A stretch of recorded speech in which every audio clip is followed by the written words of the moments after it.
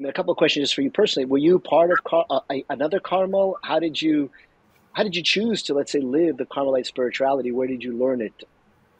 Oh, I am from the Carmel that was in Savannah, Georgia, but it has been suppressed.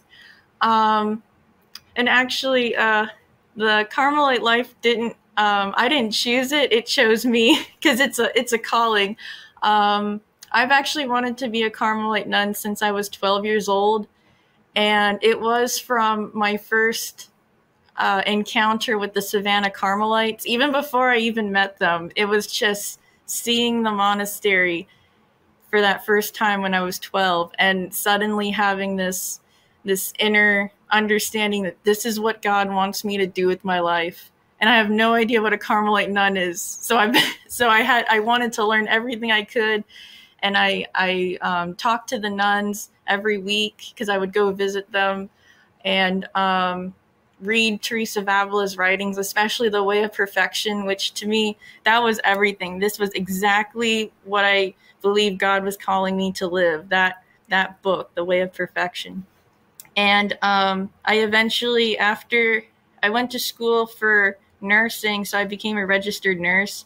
I did that because at the Savannah Carmel, there were a few elder nuns, and I wanted to have something that I could bring to the monastery because I did need some time to mature a little from high school. I was a good girl in high school, but I was a silly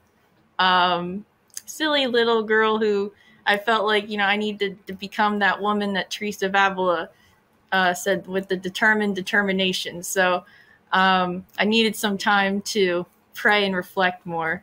And so I went to college just to learn nursing, and I took that with me to the monastery to help as the infirmarian, the nurse who works in the infirmary.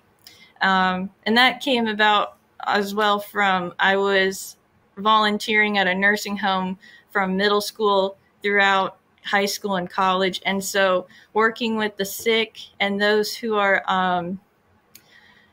invalid and close to death, that was very touching and a good learning experience for my soul to think about, my life and um, the imminent coming of death and seeing God.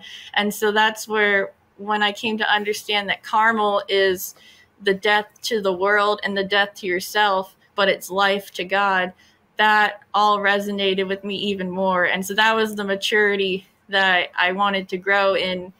And then I came to Carmel, and Carmel was definitely everything that I wanted of my vocation, learning about what Teresa of Avila had set down for her nuns, the traditions, the customs, and learning from the nuns, especially in light of Vatican II and the changes that happened, the beauty of what we had lost.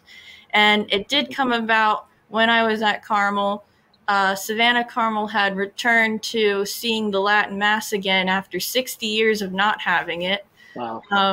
And so that was a beautiful experience, uniting with the sisters and learning about the Latin Mass, and realizing like how important the Latin Mass is to the contemplative vocation. And so all of that really blossomed, and then it came to a point where I feel like we were on this very high note, and then suddenly the Latin Mass was suppressed. And then within a year, the Coran's officials were coming to suppress the monastery. And I feel like in my personal experience, I've witnessed what I can only say is that the devil hates Latin, and even more, the devil hates nuns who pray, especially if they pray in Latin. So that's my experience. I think I witnessed that very much firsthand.